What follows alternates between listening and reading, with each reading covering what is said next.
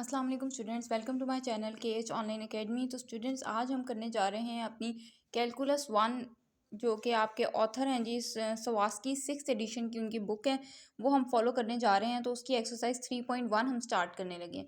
तो exercise 3.1 start करने से पहले कुछ की पॉइंट्स हैं जो मैं आपको बताना चाहती हूँ, जो ऑब्जेक्टिव पॉइंट ऑफ व्यू से आपके लिए बहुत ही ज़्यादा जो है ना वो बेनिफिशियल हैं। तो इन चीज़ों को पिक कर लें और इन्हीं चीज़ों से, इन्हीं डेफिनेशन से, इन्हीं बेसिक कॉन्सेप्ट से जो है आपके कॉन्सेप्ट्स मज़ीद क्लियर होंगे। तो देखें जी, पहले हमारे पास है इंक्रीजिंग और डिक्रीजिंग फंक्शन। ठीक है, एक हम पढ़ते हैं फर्स्ट डेरिवेटिव टेस्ट के थ्रू, सेकंड डेरिवेटिव टेस्ट के थ्रू। वो क्या होता है वो हम बाद में डिस्कस करेंगे। पहले आप देखेंगे जर्नली आपके पास फंक्शन इंक्रीजिंग कब होता है और डिक्रीजिंग कब होता है। मैंने लिखा है कि let f be defined on an interval a b. उसने कहा कि आपके पास कोई भी फंक्शन है, उसको आपने डिफाइन किया किसी ओपन इंटरवल में, और उस ओपन इंटरवल में से आपने x1 और x2 उठा लिया। And let x1 x2 belongs to a B.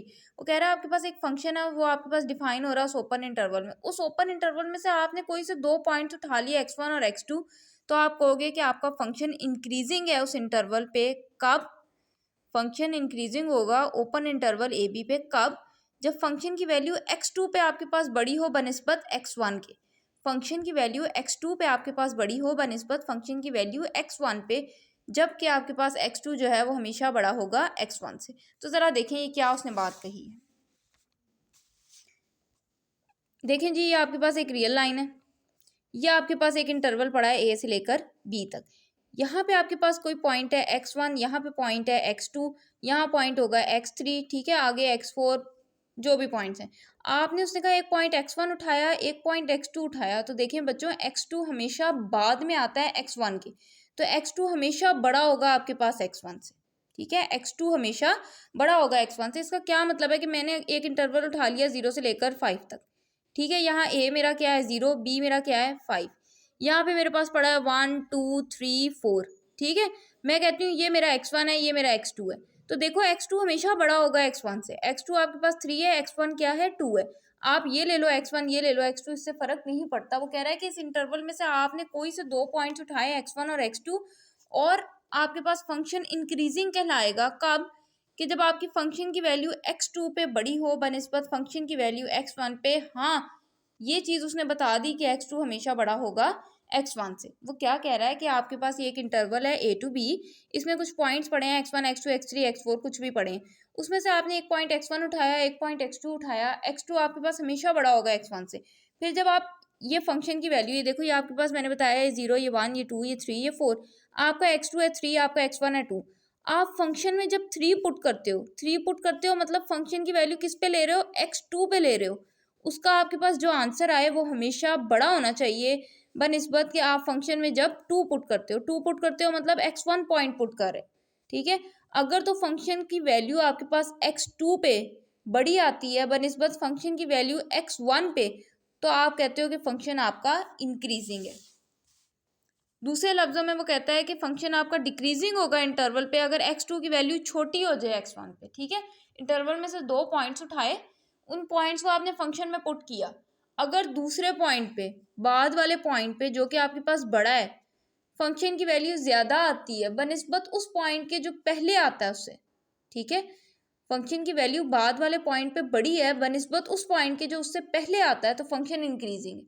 और अगर फंक्शन की वैल्यू उस पॉइंट पे छोटी है जो पहले आता है, फंक्शन की वैल्यू उस पॉइंट पे छोटी है जो बाद में आता है बनिस्बत उसके जो पहले आ रहा है, तो आपके पास फंक्शन डिक्रीजिंग है। फिर सुन लें आसान लफ्जों में कि आपके पास ये एक इंटरवल था जी 0 से लेकर 5 तक। यहाँ पे आपके पास पॉइंट था 1 2 3 4। मेरा ये x1 था जी, ये x2, कोई भी पॉइंट उठा ले, कोई रिस्ट्रिक्शन नहीं है कि आपने ये उठाना है ये उठाना है, कोई भी उसने कहा दो पॉइंट्स उठा ले।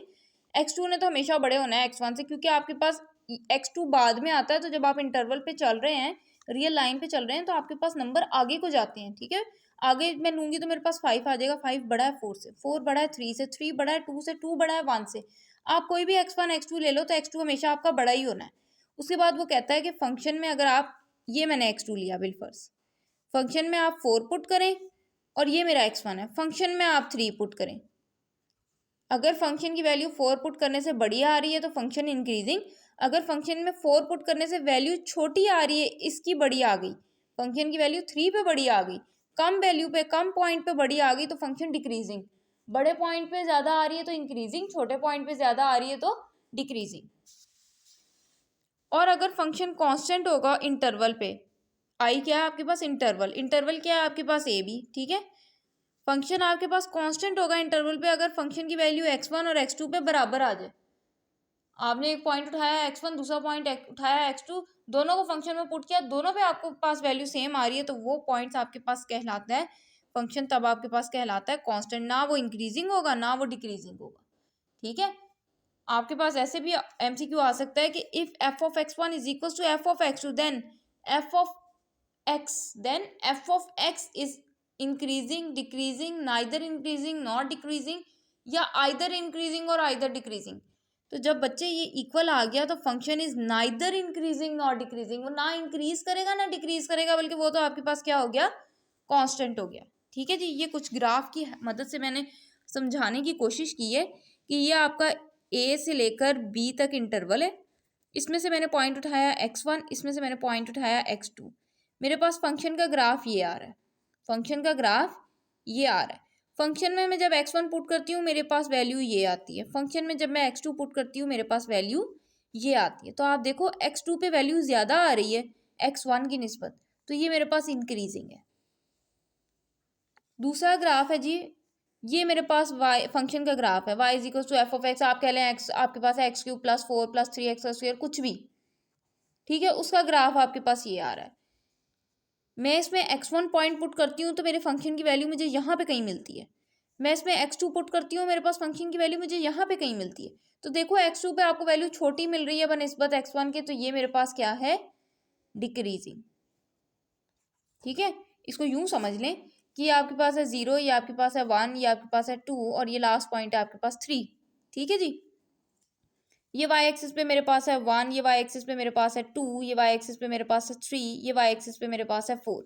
तो देखो जब मैंने अपने फंक्शन में 1 पुट किया मुझे वैल्यू दे रहा है 4, फंक्शन में 1 पुट किया मुझे वैल्यू दे रहा है 4, फंक्शन में 2 पुट किया मुझे वैल्यू दे रहा है 2, ठीक है, फंक्शन में 2 पुट किया मुझे वैल्यू दे रहा है 2। तो फंक्शन में 2 पुट किया तो मेरे पास ये छोटा आ रहा है, जब मैंने फंक्शन में 1 पुट किया तो छोटे पॉइंट पे मेरे पास वैल्यू बड़ी आ गई, इसलिए ये क्या हो गया, डिक्रीजिंग, ठीक है जी। और ये ग्राफ है कि ये मेरे पास फंक्शन का ग्राफ है, स्ट्रेट लाइन है, मैं फंक्शन में x1 पॉइंट पुट कर रही हूँ तो भी मुझे यही पॉइंट मिल रहा है, मैं फंक्शन में x2 पुट कर रही हूँ तो भी मुझे यही पॉइंट मिल रहा है, यानी कि मेरा x1 और फंक्शन में x2 पुट करने से बराबर फंक्शन की वैल्यू मिल रही है, तो इसका मतलब ये मेरे पास ग्राफ क्या है, कांस्टेंट। याद रखें कांस्टेंट ग्राफ, कांस्टेंट फंक्शंस का ग्राफ हमेशा स्ट्रेट लाइन होता है, कांस्टेंट फंक्शंस का ग्राफ हमेशा स्ट्रेट लाइन होता है, ठीक है जी। अब उसने उसी बात को थोड़ा सा घुमा के लिखा है, मैं इसलिए ये डेफिनेशन आपको बता रही हूँ क्योंकि अगर आपको ऑब्जेक्टिव में वो पहली वाली या दूसरी वाली नहीं आती, ये तीसरी वाली या चौथी वाली आ जाती है, तो आपके पास इतना कॉन्सेप्ट हो कि आप देख सको कि उसी डेफिनेशन को उसने रिवाइज करके लिखा हुआ है किसी और तरीके से, ठीक है। देखें जी अब उसने किस तरीके से लिखा है, उसने कहा let a function f be defined on a set S of real numbers. उसने कहा कि आपका फंक्शन किसी रियल नंबर के सेट पे डिफाइंड है, मतलब क्या, उसने कह दिया कि एफ आपका सेट ऑफ रियल नंबर्स पे आपने डिफाइन किया, मतलब क्या है कि आपकी फंक्शन की डोमेन उसने क्या दी हुई है, -∞ से लेकर इन्फिनिटी तक, ठीक है। सेट ऑफ रियल नंबर्स क्या होते हैं, -∞ से लेकर पूरे इन्फिनिटी तक जितने भी नंबर्स आते हैं वो सारे क्या होते हैं, रियल नंबर्स, ठीक है। वो कहता है अब उसमें से आप कोई पॉइंट सी उठा लो, let C be a number in S. वो कह रहा है कि वो जो सेट आपके पास रियल नंबर्स का है, वो जो नंबर लाइन है पूरी आपके पास, उसमें से कोई पॉइंट सी उठा ले।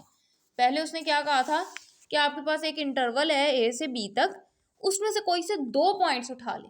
अब वो कह रहा है कि ये पूरी रियल लाइन है आपके पास, इसमें से कोई सा एक पॉइंट उठा ले, कोई सा एक पॉइंट उठा लें और उसको फंक्शन में पुट कर दें। कोई सा एक पॉइंट हमने सी उठा लिया, उसको हमने फंक्शन पे पुट कर दिया, वो हमें मैक्सिमम वैल्यू कब देगा, जब आपके पास फंक्शन की वैल्यू सबसे ज़्यादा उसी पॉइंट पे आ रही हो, उसके अलावा और किसी पॉइंट पे ना आ रही हो। इसको भी मैं ग्राफ के थ्रू आपको बताती हूँ कि क्या मतलब है।